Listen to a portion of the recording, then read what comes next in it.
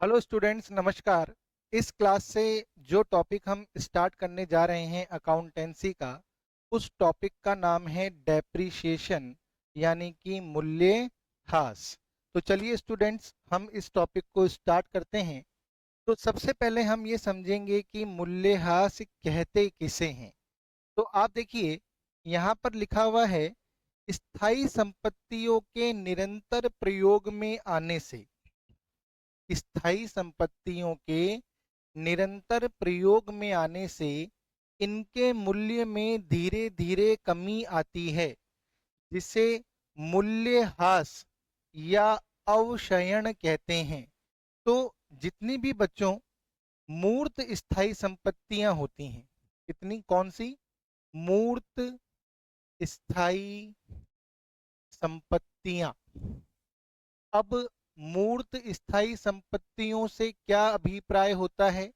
इन्हें अपन इंग्लिश के अंदर कहते हैं टेंजिबल फिक्स्ड असेट्स। क्या कहते हैं? टेंजिबल फिक्स्ड असेट्स, जैसे कि मशीनरी, बिल्डिंग, फर्नीचर,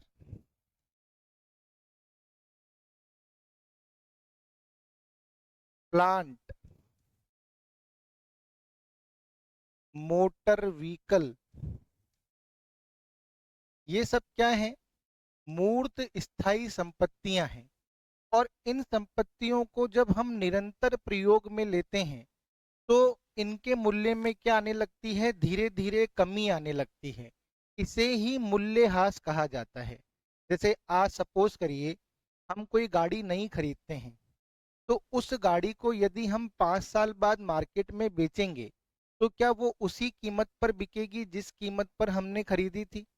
बिल्कुल ऐसा नहीं होगा। क्यों नहीं होगा? क्योंकि हमने उस गाड़ी का 5 साल यूज किया है। तो 5 साल यूज करने के बाद यदि हम उस गाड़ी को बेचेंगे, तो हमें वो कीमत प्राप्त नहीं होगी जिस कीमत पर हमने उसे खरीदा था। तो जो उसके मूल्य में कमी आई है उपयोग में लेने के कारण, उसे ही मूल्यह्रास कहा जाता है। यहाँ पर सबसे इंपॉर्टेंट बात आपको ध्यान रखनी है कि जो मूल्यह्रास होता है, यानी कि जो डेप्रिसिएशन होता है, वो केवल और केवल टेंजिबल फिक्स्ड असेट्स पर ही लगता है। इस पर लगता है टेंजिबल फिक्स्ड असेट्स, जिनका एग्जाम्पल मैंने अभी आपको ऊपर लिखकर बताया। Machinery, building, furniture, plant, motor vehicle, ये सब क्या है? दृश्य स्थायी संपत्तियां हैं, मूर्त स्थायी संपत्तियां हैं। तो इनके मूल्य में जो कमी होती है निरंतर प्रयोग में लेने के कारण, उसे ही क्या कहा जाता है? उसे ही मूल्यह्रास कहा जाता है। यहां पर मैं आपको एक इंपॉर्टेंट क्वेश्चन बता दूं कि डेप्रिसिएशन कभी भी जो है अमूर्त स्थायी संपत्तियों पर नहीं लगता। मूल्यह्रास अमूर्त स्थायी संपत्तियों पर,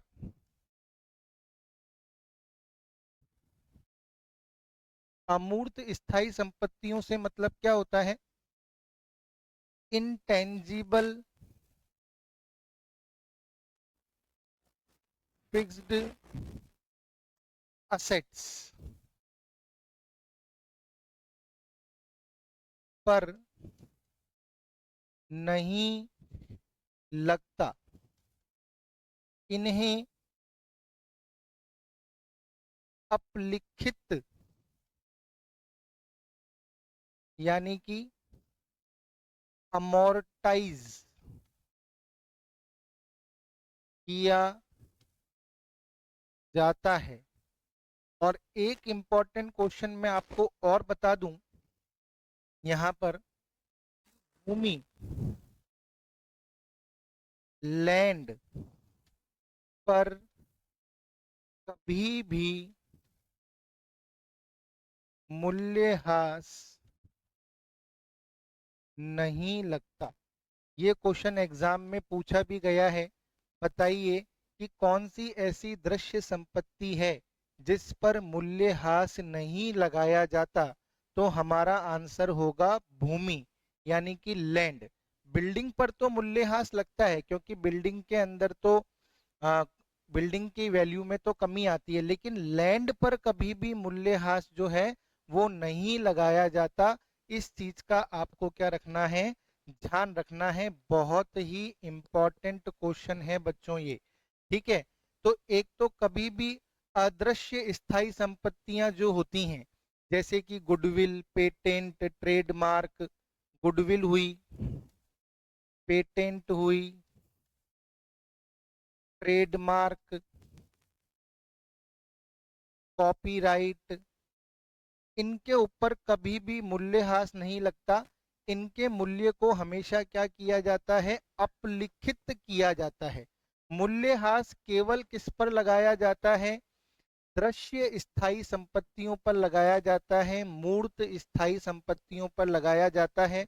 और मूल्यह्रास होता क्या है, स्थायी संपत्तियों को निरंतर प्रयोग में लेने से उनके मूल्य में जो कमी आती है उसे मूल्यह्रास कहा जाता है। ये केवल दृश्य स्थायी संपत्तियों पर लगता है, अदृश्य स्थायी संपत्तियों पर नहीं लगता है।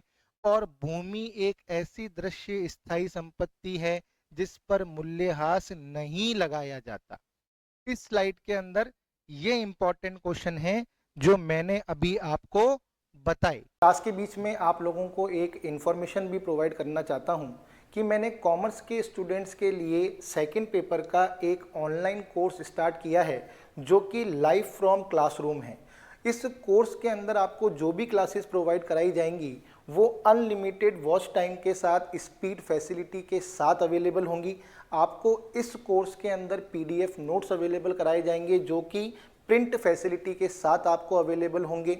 इस बैच के अंदर आपको डाउट सेशन क्लासेस भी प्रोवाइड कराई जाएगी और इस कोर्स की जो वैलिडिटी होगी वो होगी 1 ईयर। यानी कि एक बार अगर आप इस कोर्स को परचेज कर लेते हैं तो वो 1 ईयर तक आपके पास उसका एक्सेस रहेगा। और साथ ही साथ इस कोर्स की जो सबसे बड़ी बात है वो ये है कि इसके अंदर आपको पूरे सिलेबस की topic wise online test series जो है वो विथ वीडियो सॉल्यूशंस के साथ अवेलेबल कराई जाएगी। यदि आप इस कोर्स को परचेस करना चाहते हैं तो आप गूगल प्ले स्टोर पे जाकर सीसी मंत्रा के ऐप को डाउनलोड कर सकते हैं और वहां से इस कोर्स को परचेस करके इस कोर्स को ज्वाइन कर सकते हैं। अब देखिए नेक्स्ट, स्पाइसर व पैगलर और विलियम्स पिकल्स, इन्होंने मूल्यह्रास की डेफिनेशन दी है, तो एग्जाम में पूछी भी जा सकती है। तो स्पाइसर व पैगलर ने क्या कहा है, मूल्यह्रास एक निश्चित समय में किसी भी कारण से संपत्ति के कार्यशील जीवन की समाप्ति की माप है। इन्होंने कहा है कि भाई जो स्थायी संपत्ति के मूल्य में जो हम कमी कर रहे हैं वो उसकी कार्यशील जीवन में समाप्ति के कारण कर रहे हैं। तो स्पाइसर व पैगलर की डेफिनेशन को याद करने का तरीका क्या है कि कार्यशील जीवन की समाप्ति की माप ही मूल्यह्रास है, ऐसा किसने कहा। तो हमें ध्यान रखना है, स्पाइसर व पैगलर ने कहा कि मूल्यह्रास एक स्थायी संपत्ति के कार्यशील जीवन की समाप्ति की माप है। क्योंकि एक जो स्थायी संपत्ति होती है, दृश्य स्थायी संपत्ति होती है, उसका जीवन निश्चित होता है और उसकी लागत को उसके जीवन काल में अपलिखित करना ही मूल्यह्रास कहलाता है। यानी कि उसके कार्यशील जीवन में उसके मूल्य में कमी करना, निश्चित कार्यशील जीवन में उसके मूल्य में कमी करना क्या कहलाता है, मूल्यह्रास कहलाता है। और ये मूल्यह्रास उसके कार्यशील जीवन की समाप्ति को क्या करता है, मापता है। विलियम पिकल्स ने क्या कहा, मूल्यह्रास संपत्ति के गुण, संपत्ति के गुण, संपत्ति की मात्रा अथवा मूल्य में स्थायी तथा निरंतर होने वाली कमी को कहते हैं। इन्होंने कहा कि भाई संपत्ति को निरंतर प्रयोग में लेने से उसके गुण में, उसकी मात्रा में, उसके मूल्य में जो कमी आती है वही मूल्यह्रास है। तो इनकी डेफिनेशन बहुत ही बढ़िया है विलियम पिकल्स की। इन्होंने स्पष्ट शब्दों में ये बताने का प्रयोग किया है कि भाई मूल्यह्रास क्या है। मूल्यह्रास क्या है? संपत्ति को निरंतर प्रयोग में लेने से, स्थायी संपत्ति को निरंतर प्रयोग में लेने से उसकी गुण में, उसकी मात्रा में और उसके मूल्य में जो कमी आती है उसे ही मूल्यह्रास कहा जाता है। तो स्पाइसर व पैगलर और विलियम पिकल्स की जो डेफिनेशन है ये हमें याद रखनी है। स्पाइसर व पैगलर की डेफिनेशन को हम कैसे याद रखेंगे? मूल्यह्रास क्या है?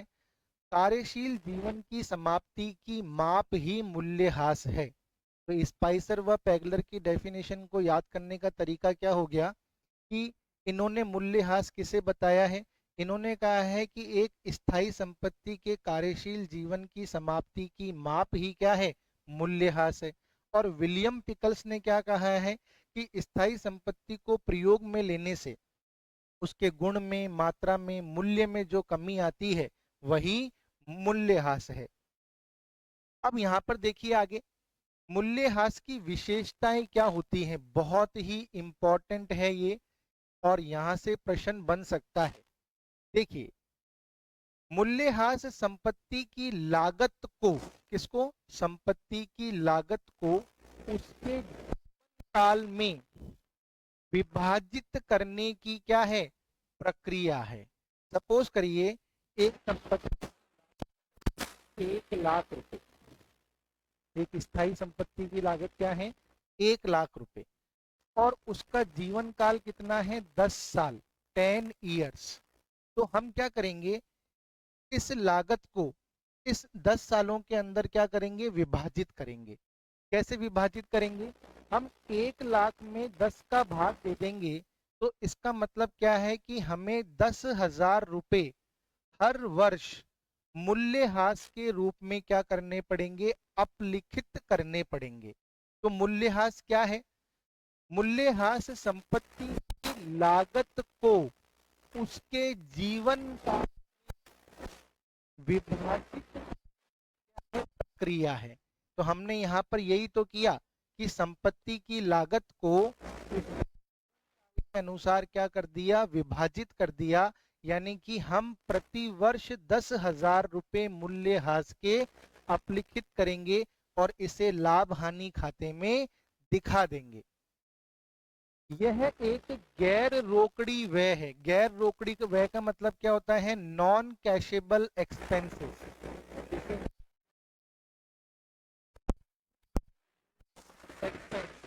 क्योंकि ये एक ऐसा व्यय है जो नगद में नहीं होता। भाई आज डेप्रिसिएशन लगाने की एंट्री क्या होती है?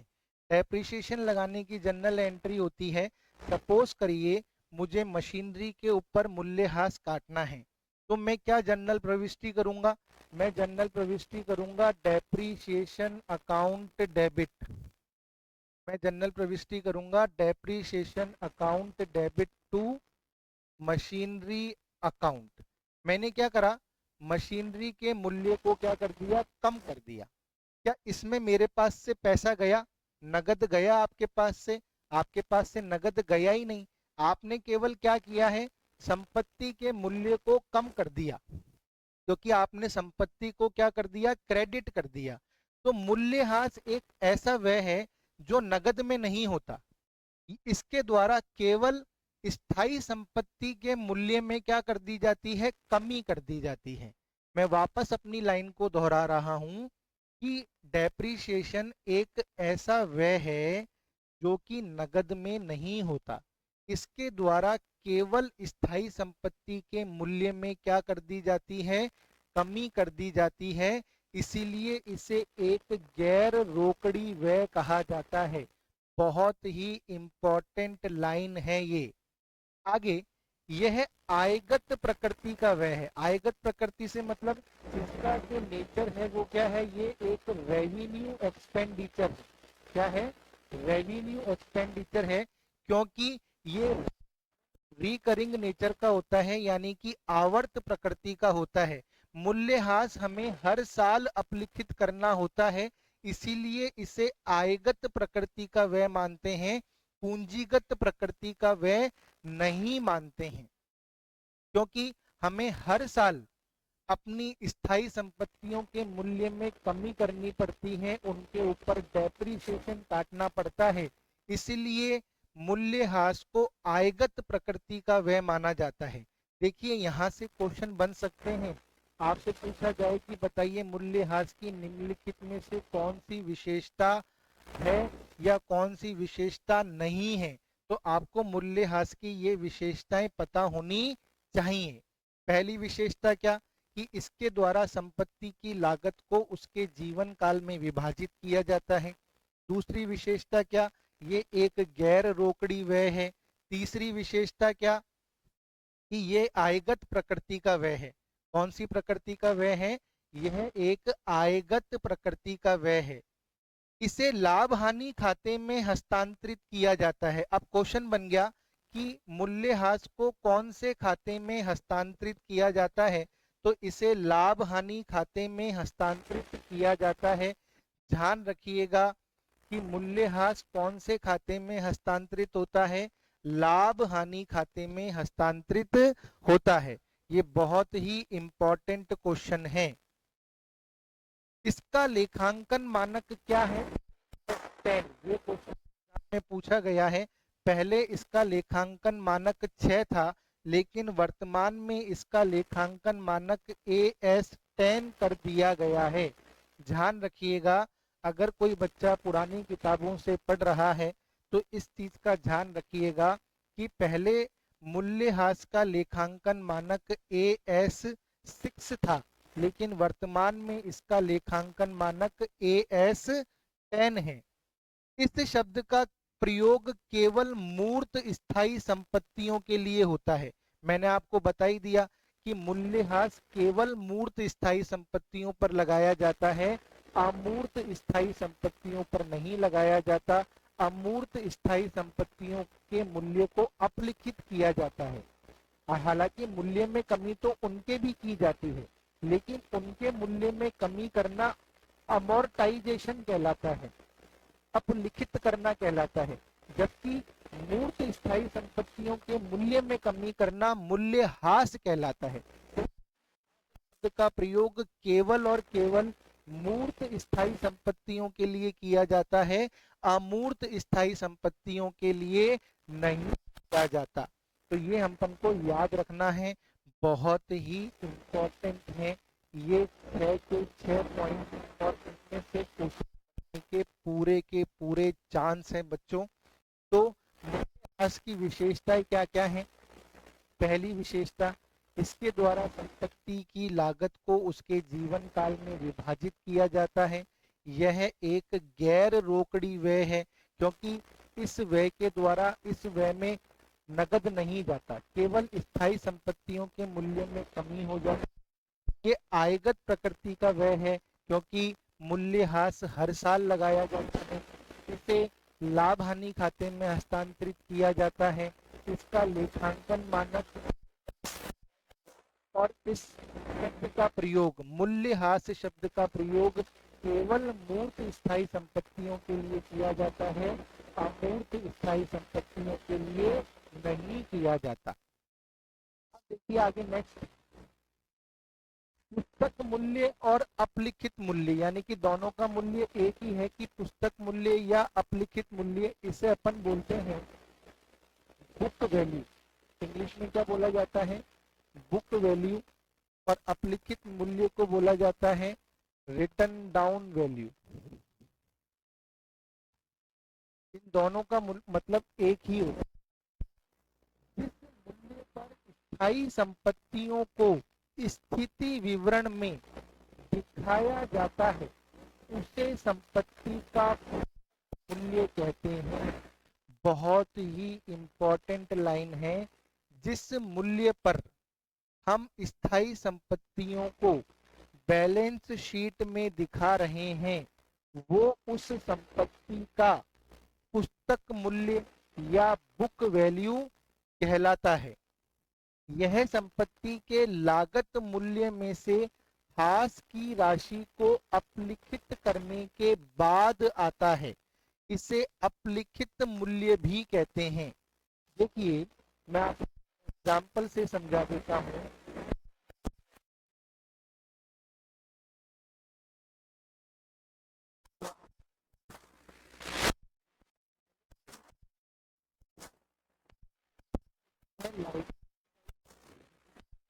कौन सी साइड होती है? लाइबिलिटी, दायित्वों को दिखाया जाता है। और ये होती है असेट साइड, संपत्ति पक्ष, जिसमें संपत्तियों को दिखाया जाता है। बैलेंस शीट के अंदर डेबिट क्रेडिट नहीं होता, ध्यान रखना। अब सपोज करिए कोई फर्नीचर था, मैंने 1 लाख रुपए का खरीदा 1 अप्रैल को, और उस पर 10% की दर से मूल्यह्रास लगाया। तो 1 अप्रैल से लेकर 31 मार्च तक पूरे साल मैंने उस फर्नीचर को काम में लिया, तो मैं 10% की दर से उस पर मूल्यह्रास लगाऊंगा। तो मैंने उसके ऊपर 10% की दर से मूल्यह्रास लगाया। तो यहाँ पर मैं कैसे लगाऊंगा? कॉस्ट प्राइस को पहले कॉलम में लिखूंगा, यानी कि लागत मूल्य को पहले अंदर वाले कॉलम में लिखूंगा। फिर इसमें से क्या करूंगा? डेप्रीशिएशन यानी कि मूल्यह्रास से क्या करूंगा? घटा दूंगा। 1 लाख का 10% कितना होता है?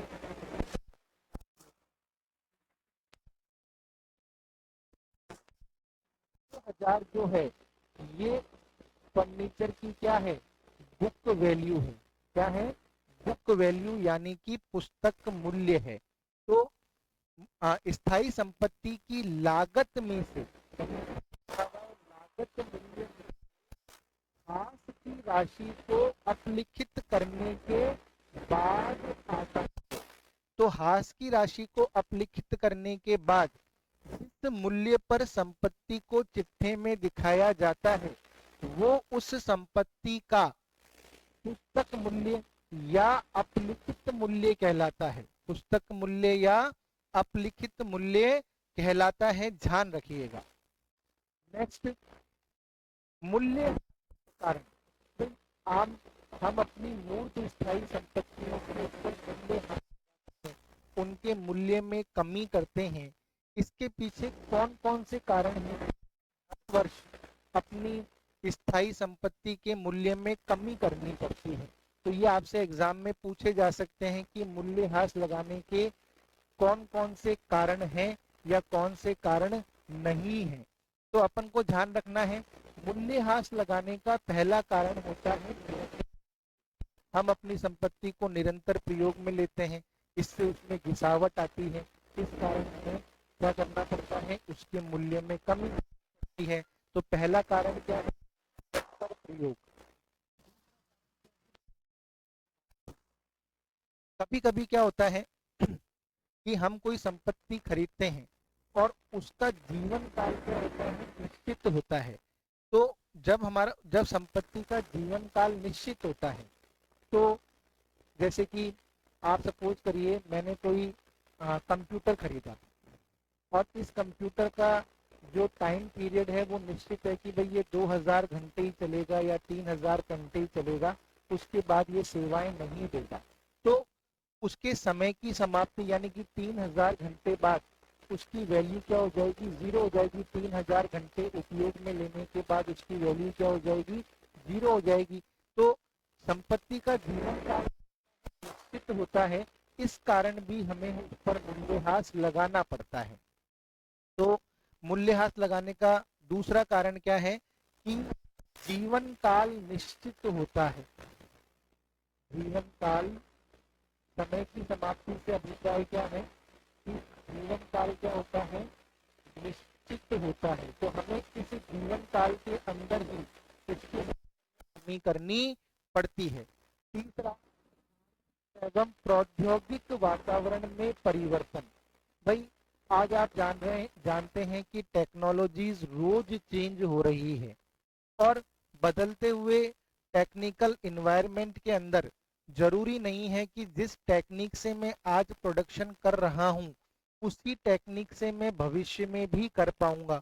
तो जब टेक्नोलॉजी अपग्रेड हो जाती है तो पुरानी मशीनें क्या हो जाती हैं, बेकार हो जाती हैं, हमें उनको रिप्लेस करना पड़ता है, क्योंकि हमें भी नई टेक्नोलॉजी को अडॉप्ट करना क्या होता है, जरूरी होता है। अगर हम नई नई टेक्नोलॉजी को अडॉप्ट नहीं करेंगे तो हम मार्केट में सरवाइव नहीं कर पाएंगे। तो बदलते हुए प्रौद्योगिक वातावरण के कारण भी क्या होता है कि हमें संपत्ति के मूल्य में कमी करनी पड़ती है, क्योंकि क्योंकि एक समय ऐसा आएगा जब टेक्नोलॉजी के अपग्रेड होने के कारण ये मशीन क्या हो जाएगी, बेकार हो जाएगी, इससे किया हुआ उत्पादन हमारे किसी काम का नहीं रहेगा। तो बदलता हुआ आर्थिक और प्रौद्योगिक वातावरण भी मूल्यह्रास का एक क्या है, कारण है। कभी कभी क्या होता है, दुर्घटना हो जाती है। आज कोई नई गाड़ी खरीदी और उसका एकदम से एक्सीडेंट हो गया, तो एक्सीडेंट क्या होता है कि उसके मूल्य में कमी आ जाती है। आज हम भी कोई सेकंड हैंड चीज खरीदते हैं या सेकंड हैंड कार खरीदते हैं, तो सबसे पहले हम सामने वाले से यही पूछते हैं कि भाई ये कोई एक्सीडेंटल गाड़ी तो नहीं है ना। अगर एक्सीडेंटल गाड़ी नहीं होती तो हम उसकी ठीक ठाक प्राइस दे देते हैं। लेकिन अगर वो एक एक्सीडेंटल गाड़ी होती है तो हम उसका वो मूल्य नहीं दे पाते जो वो मांग रहा है, क्योंकि मन में एक संदेह सा पैदा हो जाता है कि यार ये तो एक्सीडेंट करी हुई गाड़ी है, पता नहीं कितने टाइम काम आएगी या कितने टाइम नहीं आएगी। तो दुर्घटना भी एक कारण होता है जिसके कारण स्थायी संपत्ति के मूल्य में क्या आ जाता है, कमी आ जाती है। संपत्ति की समाप्ति, भाई आज कोई तेल का कुआं है, गैस का कुआं है, तो उसके अंदर उत्पादन की मात्रा क्या होती है, फिक्स होती है कि भाई इस खान से इतने टन कोयला निकलेगा, इस तेल के कुएं से इतने गैलन तेल निकलेगा। तो क्या कभी हम, अब जब मात्रा निश्चित है कि इससे ज्यादा उत्पादन इस खान से नहीं हो पाएगा, तो हम क्या करते हैं, उत्पादन के अनुसार, उस खान की उत्पादन क्षमता के अनुसार जितना उत्पादन हम करते जाते हैं, उसकी खान की लागत में से उतना ही मूल्य हम क्या करते जाते हैं, मूल्यह्रास के रूप में अपलिखित करते जाते हैं। तो कुछ संपत्तियां ऐसी होती हैं जिनकी मात्रा निश्चित होती है। जैसे तेल का कुआं एक संपत्ति है, लेकिन उसमें उससे निकलने वाले तेल की मात्रा सीमित है, तो जितना तेल हम निकालते जाएंगे उतना मूल्यह्रास हम उस तेल के कुएं की लागत पर लगाते जाएंगे। तो संपत्ति की समाप्ति भी जो है वो मूल्यह्रास का क्या है, कारण है।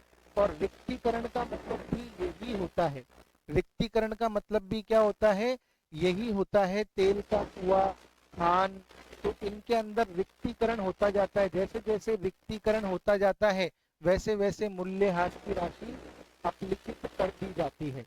तो समय की समाप्ति और रिक्तीकरण का मतलब एक ही है। अच्छा, संपत्ति की समाप्ति का अगर आप चाहो तो एक एग्जाम्पल और ले सकते हैं कि फोटो स्टेट की मशीन। एक फोटो स्टेट की मशीन क्या है, उसका जीवन काल निश्चित है, इतने घंटे काम करेगी, उसके बाद वो संपत्ति समाप्त हो जाएगी। तो हमें उस फोटो स्टेट की मशीन की जो लागत है उसको उसके अनुसार क्या करना पड़ता है, अपलिखित करना पड़ता है। तो मूल्यह्रास लगाने के ये सभी कारण होते हैं, इस चीज को आप ध्यान रखिएगा। इन सभी कारणों के कारण स्थायी संपत्तियों पर मूल्यह्रास लगाया जाता है।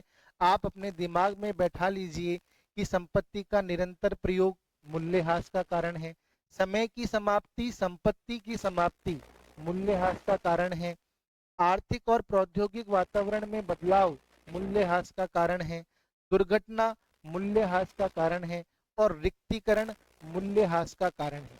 तो ये 6 कारण हैं जिनके कारण स्थायी संपत्तियों पर मूल्यह्रास लगाना पड़ता है। अब देखिए आगे, मूल्यह्रास लगाने के उद्देश्य क्या है, मूल्यह्रास लगाने के उद्देश्य क्या है, आखिर मूल्यह्रास प्रतिवर्ष लाभ हानि खाते में क्यों लिखा जाता है। इसका पहला कारण है गतिविधियों के सच्चे परिणाम ज्ञात करने के लिए। भाई आज मैं कोई उत्पादन कर रहा हूं मशीन के माध्यम से, ध्यान से सुनिएगा, आज मैं कोई उत्पादन कर रहा हूं मशीन के माध्यम से, और उस उत्पादन की लागत में यदि मैं मूल्यह्रास की राशि को नहीं जोड़ूंगा, क्योंकि मशीन के द्वारा उत्पादन करने से मशीन में घिसावट हुई, मशीन के मूल्य में कमी आई। लेकिन अगर मैं उत्पादन की लागत में मूल्यह्रास को नहीं जोड़ूंगा तो क्या मुझे उस उत्पादन की सही लागत ज्ञात हो पाएगी? बिल्कुल नहीं हो पाएगी। तो इसीलिए गतिविधियों के सच्चे परिणाम ज्ञात करने के लिए मूल्यह्रास लगाना क्या होता है? जरूरी होता है। तो मूल्यह्रास लगाने का पहला उद्देश्य क्या है? गतिविधियों के सच्चे परिणाम को ज्ञात करना। दूसरा, वित्तीय स्थिति का सही एवं उचित चित्रण करना। आज मैंने अभी आपको बताया कि चिट्ठे के अंदर स्थायी संपत्तियों को मूल्यह्रास लगा घटाकर दिखाया जाता है। यदि आप संपत्तियों को मूल्यह्रास घटाकर नहीं दिखाओगे और संपत्तियों को स्थायी संपत्तियों को आप लागत मूल्य पर ही दिखाओगे तो क्या वो चिट्ठा आपकी सही एवं उचित आर्थिक स्थिति को प्रकट कर पाएगा? बिल्कुल नहीं कर पाएगा। इसलिए अगर हमें अपनी सही एवं उचित आर्थिक स्थिति या वित्तीय स्थिति को दिखाना है तो हमें मूल्यह्रास लगाना ही होगा। संपत्ति के प्रतिस्थापन हेतु कोष इकट्ठा करना। मैंने आपको एग्जाम्पल दिया कि एक मशीन 1 लाख रुपए की है, 10 वर्ष वो काम आएगी, तो मैं प्रति वर्ष 10,000 रुपए मूल्यह्रास के रूप में अपलिखित करूंगा। यानी कि जब ये मशीन काम करना बंद कर देगी तो 10,000 रुपए इकट्ठे जो मैंने प्रति वर्ष मूल्यह्रास के रूप में काटे हैं वो मेरे पास दोबारा क्या हो जाएंगे? जमा हो जाएंगे और मैं इसमें कुछ और पैसे मिलाकर नई मशीन खरीद लूंगा। तो मूल्यह्रास लगाने का एक उद्देश्य क्या होता है कि जब 10 वर्ष के बाद मुझे इस संपत्ति को, इस मशीन को प्रतिस्थापित यानी कि रिप्लेस करना होगा तो मेरे को पैसे की प्रॉब्लम नहीं आए, फंड की प्रॉब्लम नहीं आए। जो मूल्यह्रास के रूप में प्रतिवर्ष 10,000 रुपए मैंने काटे हैं वो फंड मैं नई मशीन को खरीदने के काम में ले लूंगा। उत्पादन की सही लागत का निर्धारण करना। मैंने आपको बता ही दिया कि यदि आप किसी मशीन से उत्पादन कर रहे हैं और उस मशीन पे लगा हुआ मूल्यह्रास यदि आप उत्पादन की लागत में जोड़ रहे हैं तो आप सही लागत का निर्धारण कर पाएंगे, अन्यथा आप सही लागत का निर्धारण नहीं कर पाएंगे। तो मूल्यह्रास लगाने के ये 4 उद्देश्य होते हैं। गतिविधियों का सही परिणाम ज्ञात करने के लिए, वित्तीय स्थिति का सही एवं उचित चित्रण करने के लिए, संपत्ति को प्रतिस्थापित करने के लिए और उत्पादन की सही लागत ज्ञात करने के लिए हम क्या करते हैं? प्रतिवर्ष एक निश्चित प्रतिशत की दर से स्थायी संपत्ति पर क्या लगाते हैं? मूल्यह्रास लगाते हैं। अब देखिए मूल्यह्रास की राशि को प्रभावित करने वाले घटक। यहाँ पर ध्यान से देखिएगा मूल्यह्रास की राशि को। जब भी हम किसी स्थायी संपत्ति पर लगने वाली मूल्यह्रास की राशि को ज्ञात करते हैं कि हमें प्रतिवर्ष कितना मूल्यह्रास संपत्ति पर अपलिखित करना चाहिए, अपने मन से नहीं काट सकते हम, हमें उसके जीवन काल या उसमें उससे उत्पादित होने वाली मात्रा के आधार पर एक सही अमाउंट मूल्यह्रास के रूप में लगाना होता है। ये नहीं कि अपनी इच्छा से 50,000 का मूल्यह्रास काट दिया, 40,000 का काट दिया, 30,000 का काट दिया, ऐसा नहीं होता। मूल्यह्रास की राशि को ज्ञात करना पड़ता है कि हमें प्रतिवर्ष कितनी राशि मूल्यह्रास के रूप में अपलिखित करनी है। तो जब भी हम मूल्यह्रास की राशि को ज्ञात करते हैं तो हम मशीन की कॉस्ट को ध्यान में रखते हैं, मशीन की लाइफ को ध्यान में रखते हैं और उसके अवशिष्ट मूल्य को ध्यान में रखते हैं। यानी कि कॉस्ट को ध्यान में रखा जाता है, एस्टिमेटेड लाइफ अनुमानित जीवन काल को ध्यान में रखा जाता है और अवशिष्ट मूल्य स्क्रैप वैल्यू को ध्यान में रखा जाता है। सपोज करिए एक मशीन मैंने 1,20,000 रुपए की खरीदी तो ये उसकी क्या हो गई? कॉस्ट हो गई। अब मुझे पता है कि वो मशीन 10 साल काम, तो उसकी एस्टिमेटेड लाइफ हो गई। क्या हो गई, एस्टिमेटेड। और 10 साल बाद जब मैं इसे कबाड़ी को बेचूंगा तो वो तो वैल्यू के दे देगा। तो संपत्ति के ऊपर कितना मूल्यह्रास काटा जाए उसको निकालने का फार्मूला क्या होता है, cost minus scrap value upon estimated life. इस फार्मूले जो है मूल्यह्रास की राशि क्या की जाती है, ज्ञात की जाती है। तो 1,20,000 में से 20,000 गए तो कितने बचे, 1,00,000। अनुमानित जीवन काल कितना है, 10। तो यानी कि मुझे प्रति वर्ष 10,000 रुपए का मूल्यह्रास काटना पड़ेगा। तो जब भी हम मूल्यह्रास की राशि को करते हैं तो हमें संपत्ति की लागत, उसका अनुमानित जीवन काल और उसका अवधि, इन तीनों फैक्टर को ध्यान में रखना पड़ता है। ये मूल्यह्रास की राशि को प्रभावित करने वाले क्या कहलाते हैं, घटक कहलाते हैं।